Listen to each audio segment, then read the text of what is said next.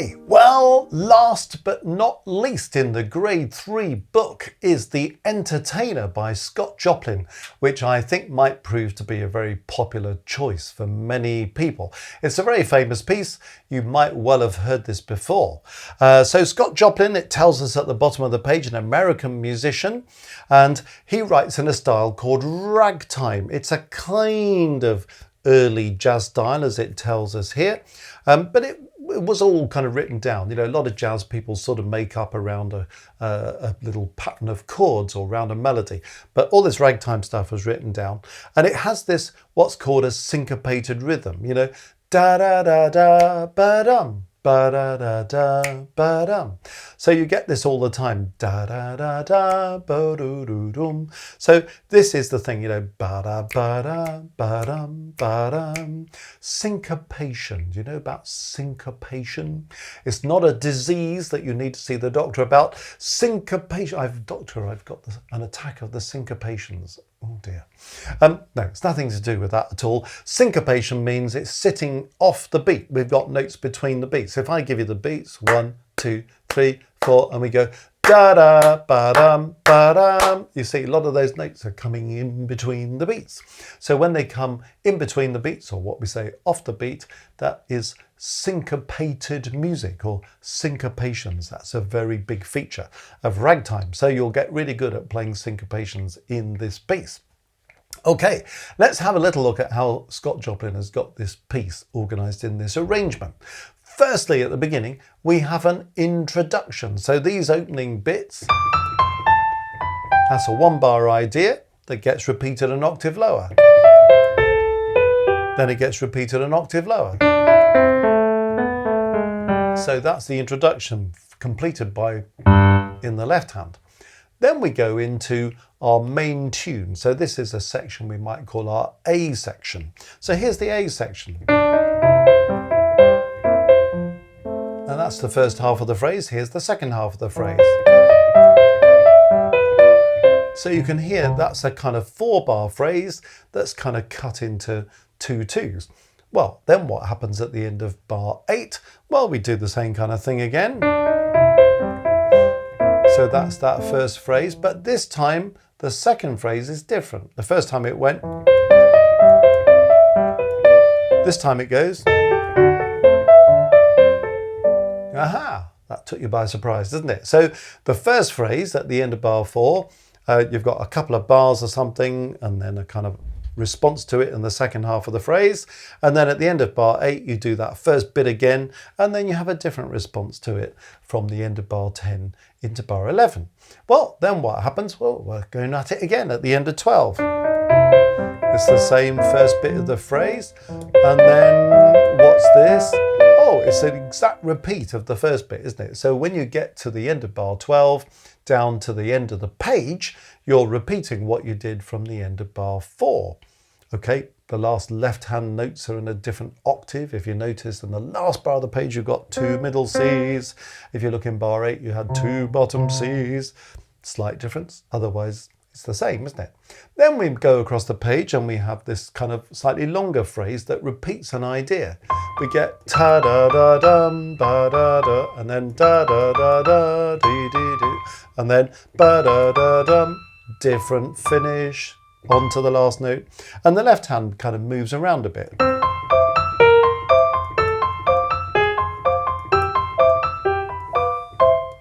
And that's the end of the A section. Well, then we have a kind of new bit, a B section. Here's a kind of slightly new tune.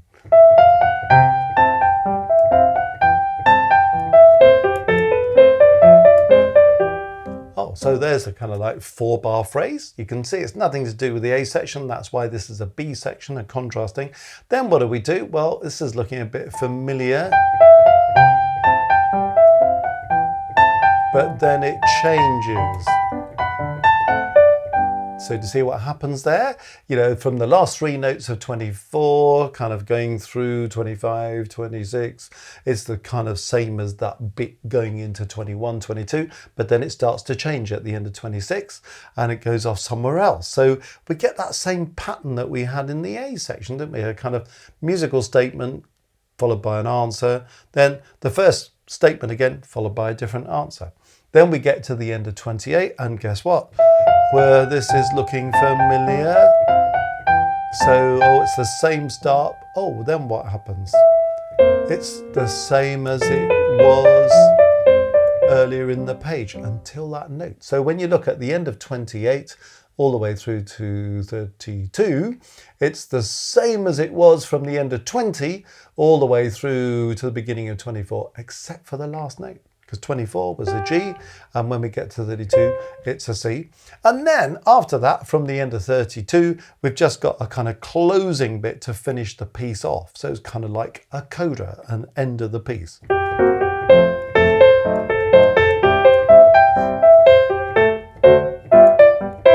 And then it's all over. So that's how the piece works. So it's got kind of fairly simple structure, an A section, a B section, and a little coda to finish.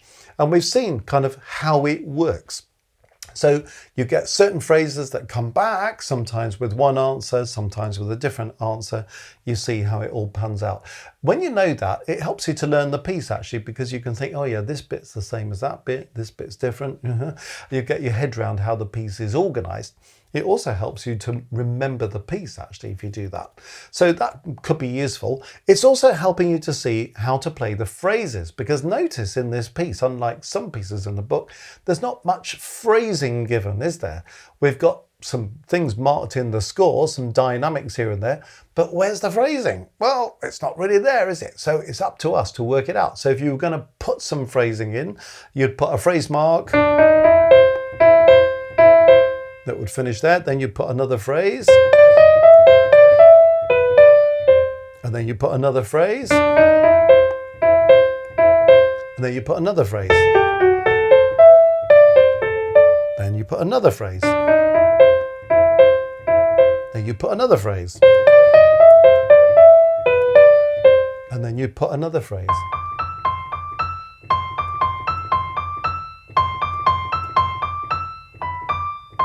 And then you put another phrase.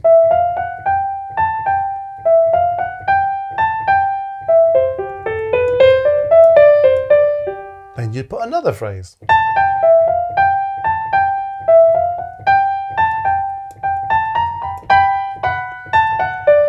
Then another phrase.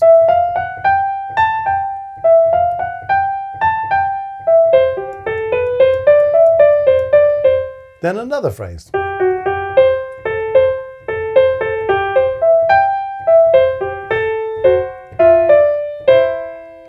Now I've been through the whole of the right hand there so you can hear exactly how the phrasing works. And if you want to, you could mark in the phrases just as I've indicated there, just to help you with that. That might be a useful thing to do. Okay, and then you can practice that right hand, get all your fingering happy. There's some funny leaps in there, so just be sure about all of those as well. And then you might want to practice the left hand separately as well. The right hand, as you can hear, has got the melody all the way through the piece, and the left hand is accompanying. So from bar 5, the left hand really gets going, doesn't it? And it says in the arrangement, left hand lightly detached throughout. So not kind of amazingly staccato or accented, lightly detached. So if you just detach these notes, and then you can play the right hand smoothly inside the phrases, that will be a nice contrast.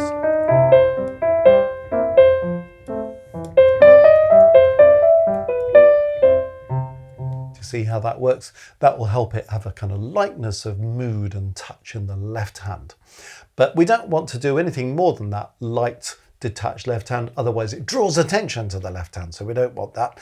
Make sure the right hand is always a bit louder than the left hand, otherwise the left hand gets in the way. If you get a bit heavy-handed in the left hand,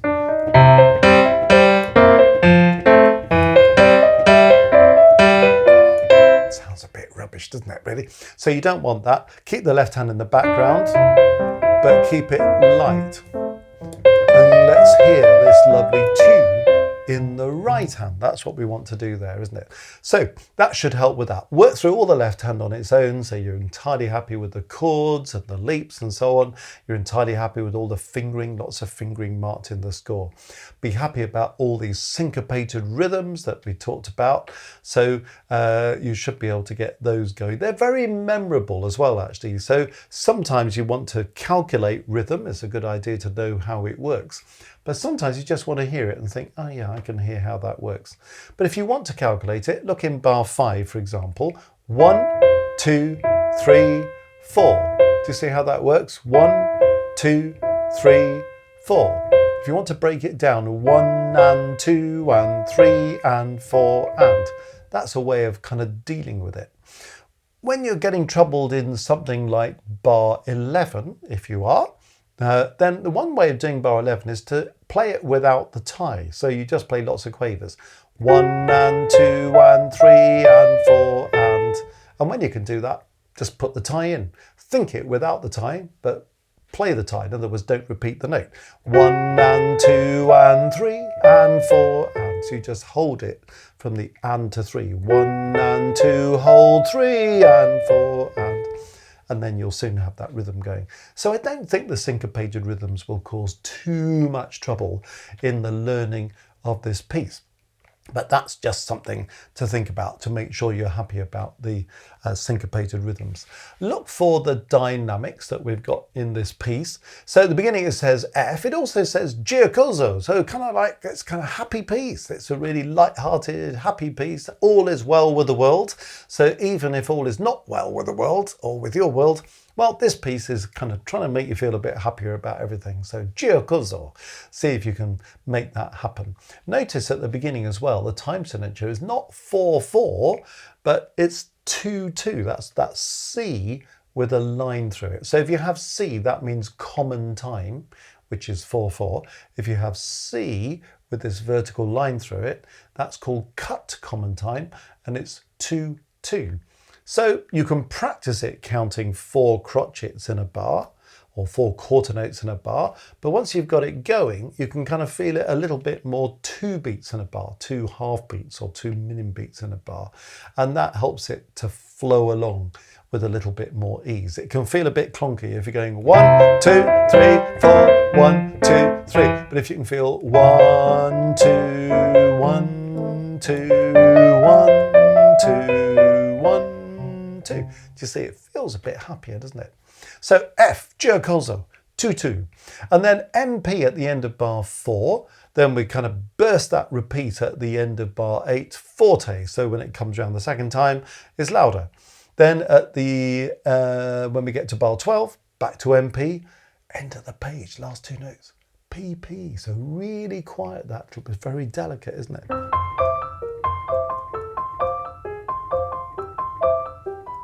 You see, that's kind of quite delicate. But notice in bar 18, crescendo.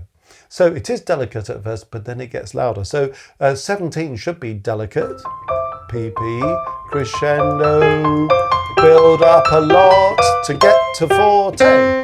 It's got to be a very gradual crescendo, but you're building up to a forte. So when we get to the B section, we're in a new place.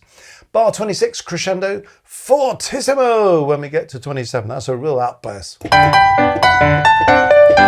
Oh, we're really happy with the world, aren't we? But then a sudden diminuendo.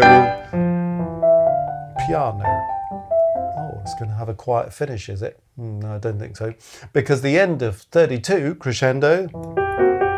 Gradual crescendo, keep building gradually, and then forte to finish. So build that very gradually so we can build to the climax at the end. And those dynamics will make a huge difference. Okay, quick word with the teachers about chords. So let me just talk about this for a moment. At the beginning, well, it's a monophonic start, just one note playing at a time in the introduction, so not much chord life going on there. There's a kind of implied chord 5 at the end of bar 4.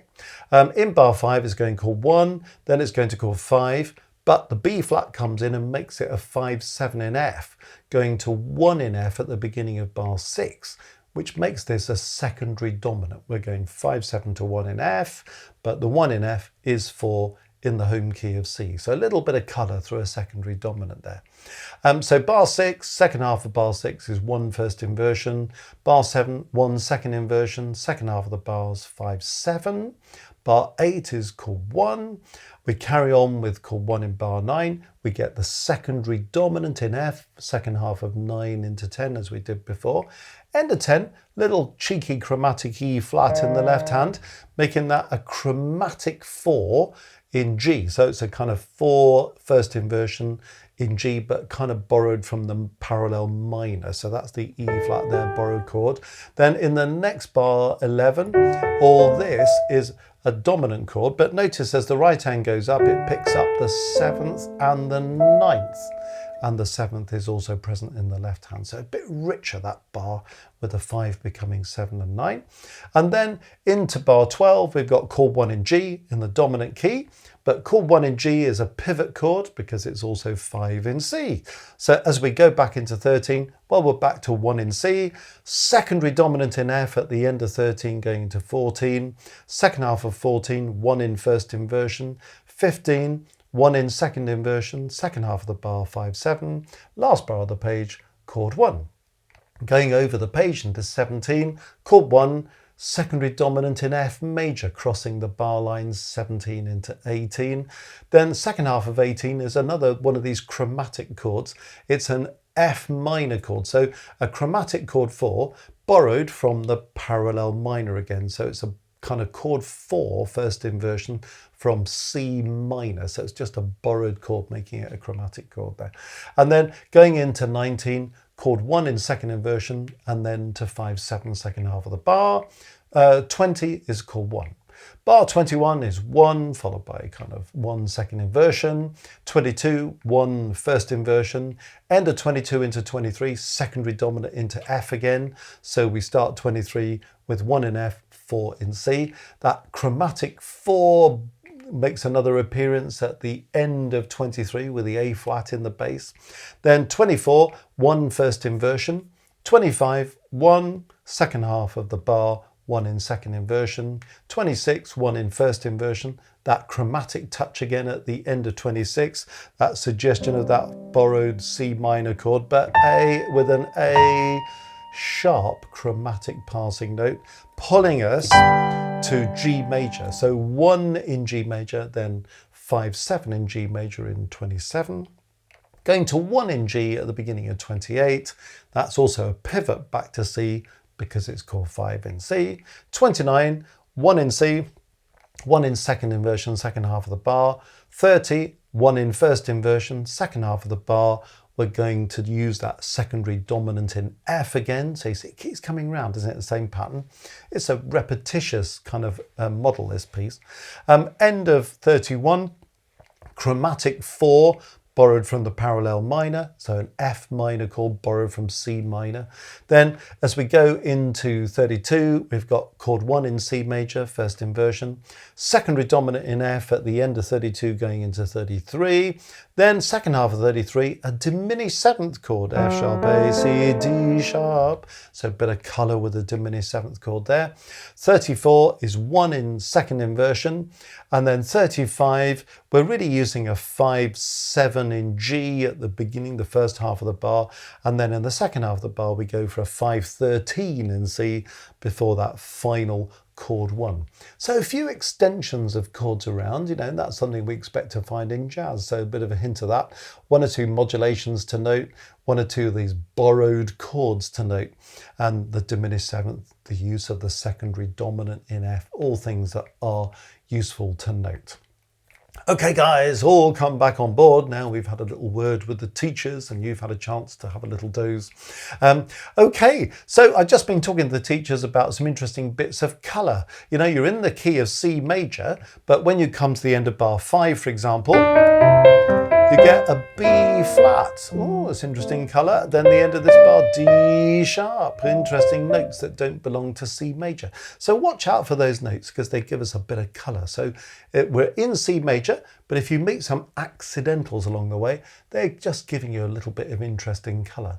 Things like when you get to bar 17, B flat, A flat, Do you see how they just kind of colour the music a bit, and you can paint that colour into your performance if you can get that to come through. That's another little added bonus. And then even things like the last line, bar 33, you start with an ordinary chord, and then we get these sharps that give it an extra bit of colour there. Even in the last but one bar, we've got an F sharp followed by an F natural. So that's a rather nice thing as well. So you can enjoy those colouring notes in the music as well. But there we are. There's the Entertainer. I think if you kind of think about all the things we've talked about, you'll soon have a great performance of the Entertainer going there. The greatest temptation with ragtime music, once you can play it, is that people tend to play it too quickly. So watch out for that marking, not fast. But see if you can gauge your speed around that 126. But don't play it too fast, otherwise it sounds a bit kind of crazy.